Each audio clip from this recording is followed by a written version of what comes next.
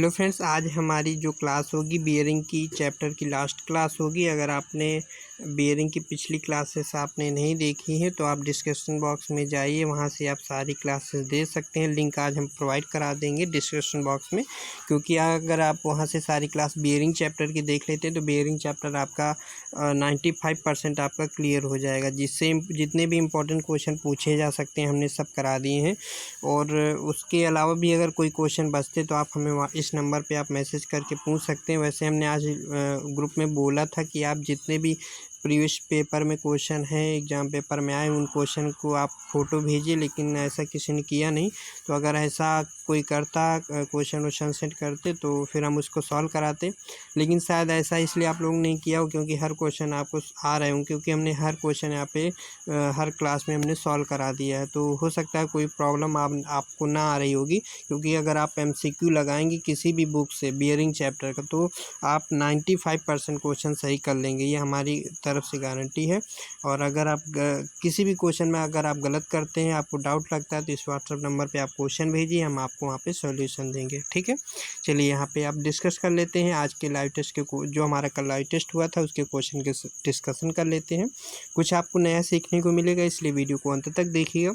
पिछली क्लासों की जो क्लासेस हो चुकी हैं वो भी डिस्क्रिप्शन बॉक्स में दी गई, वहाँ से आप देख सकते हैं। जिन लोगों ने अभी नए जो व्यूवर हैं जिन्होंने लाइव क्लासेस अभी नहीं देखी है और जिन्होंने लाइव टेस्ट ज्वाइन नहीं किया, लिंक डिस्क्रिप्शन बॉक्स में दी गई, वहाँ से लाइव टेस्ट ज्वाइन कर सकते हैं। आज जो लाइव टेस्ट है कल 32 हुआ था, आज हमारा लाइव टेस्ट पार्ट 33 होगा जो मेटल चैप्टर से होगा, और ये नाइट में 10 PM में लाइव टेस्ट स्टार्ट होगा जो मेटल चैप्टर से होगा। ठीक है, तो अब मेटल चैप्टर अपना तैयार कर लीजिएगा, जिससे कि अधिक से अधिक आप मार्क्स ला सकें, और इसका डिस्कशन फिर कल करेंगे मेटल चैप्टर का। ठीक, तो चलिए मेटल चैप्टर जब हो जाएगा इसके बाद फिर हम हीट ट्रीटमेंट चालू करेंगे, इसके बाद फिर हम पावर ट्रांसमिशन चालू करेंगे, क्योंकि भी और जो हमारा पावर ट्रांसमिशन है और जो हीट ट्रीटमेंट है metal chapter very important chapter है। यहाँ से कन्फ्यूजन भी काफ़ी सारी क्वेश्चन में होती है, तो ये सब कन्फ्यूजन दूर करेंगे।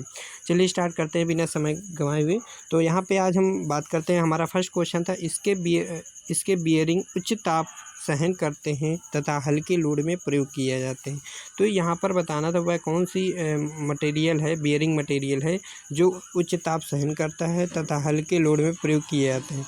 तो हम आपको बता दें फ्रेंड्स कि देखिए बियरिंग में हम आपको एक सिंथेटिक मटेरियल होता है। सिंथेटिक मटेरियल ये होता है कि बियरिंग बनाने की मटेरियल होता है। तो सिंथेटिक मटेरियल जो होते हैं 3 प्रकार के होते हैं।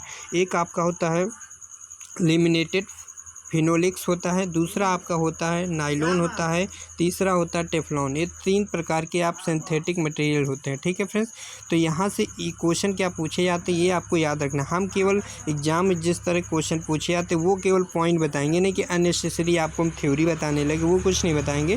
तो जिस टाइप से क्वेश्चन लाइन लिख के आता है वो हम बताएंगे। ठीक है, अब देखिए यहाँ पे लेमिनेटिव फिनोलिक्स से तो काफ़ी कम पूछा गया है, या अगर पूछा जा सकता है तो इसके हम बता दें इसमें क्या पूछा जा सकता है।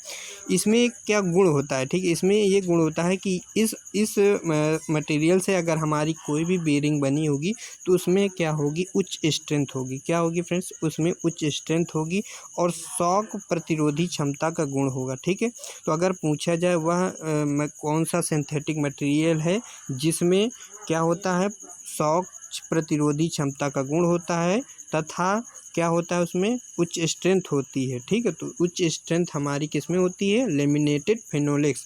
तीनों में अगर हम कंपेयर करते हैं टेफ्लॉन, नायलॉन और लेमिनेटेड फिनोलिक्स में, तो इसमें सबसे ज़्यादा हमारी जो स्ट्रेंथ पाई जाती है लेमिनेटेड फिनोलिक्स में पाई जाती है। और क्या होता है इसमें, जो हमने दूसरा आपको पॉइंट बताया कि इसमें प्रतिरोधी क्षमता का गुण होता है। ठीक है, और इसमें थर्मल कंडक्टिविटी का भी गुण होता है इसमें। ये चीज़ आपको पॉइंट ये सारी याद कर लेनी है।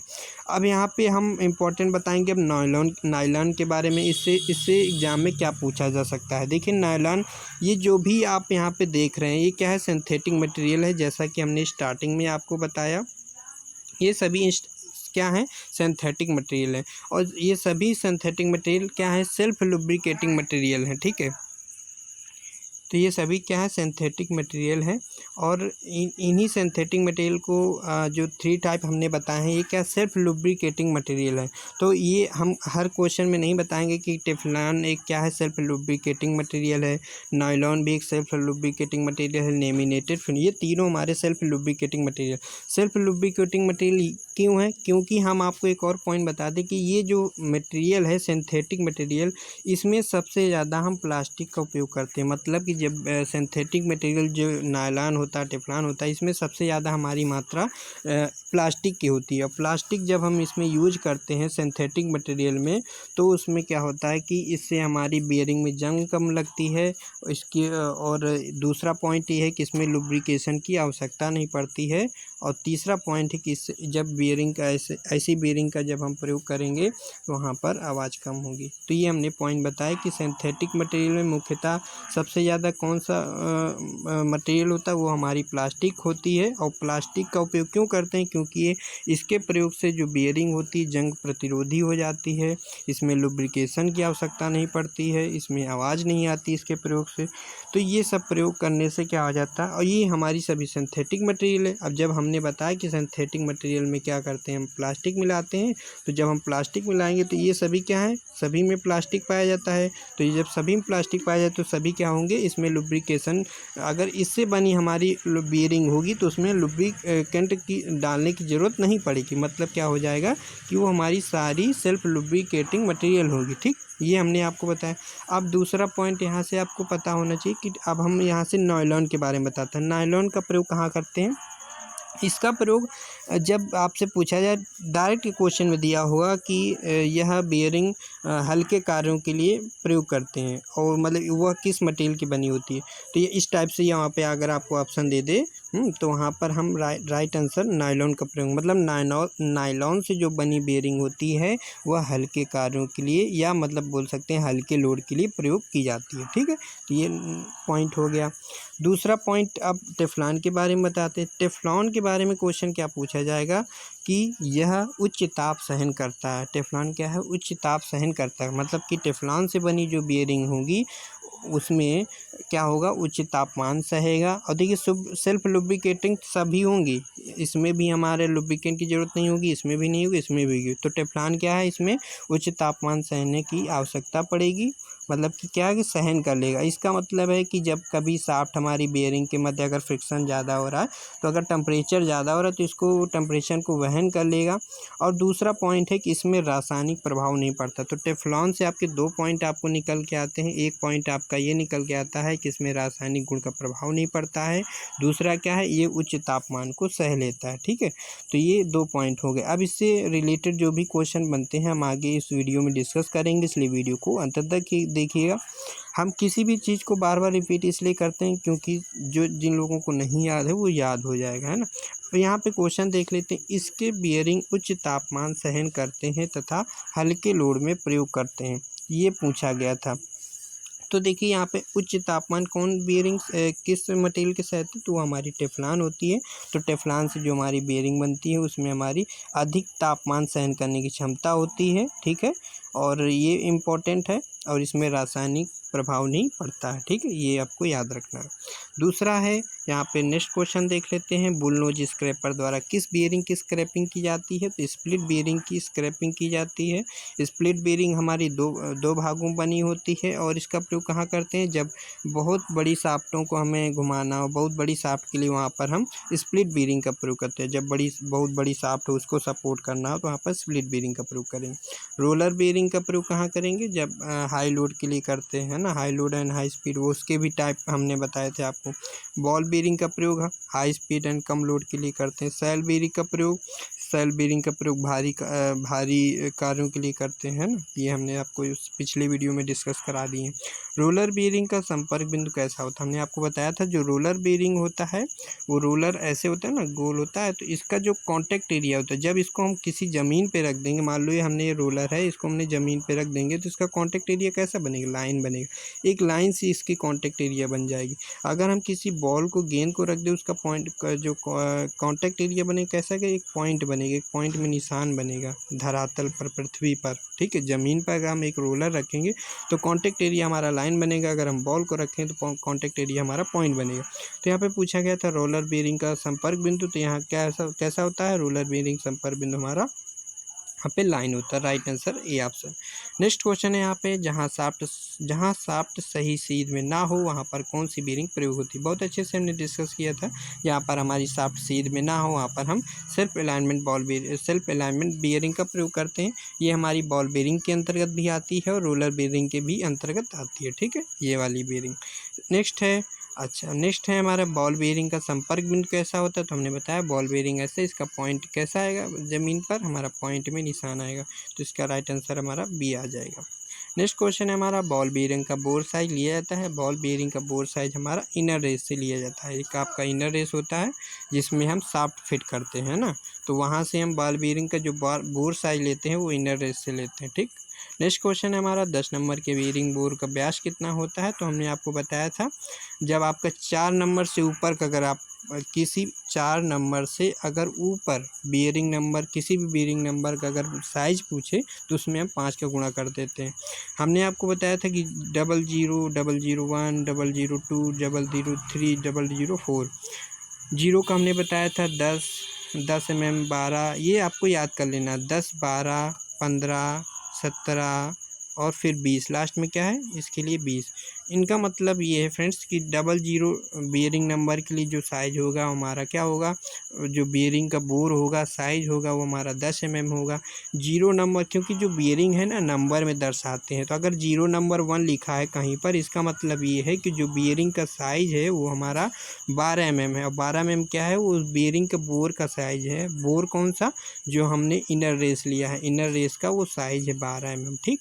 03 नंबर अगर 02 लिखा है तो उसका मतलब है किसी बीयरिंग का जो साइज है वो 15 mm है। और वो कौन सा 15 mm है, वो हमारा इनर रेस का, बीयरिंग का जो इनर रेस होता है ना उसका साइज, क्योंकि बोर जो साइज लेते हैं हम इनर रेस से लेते हैं।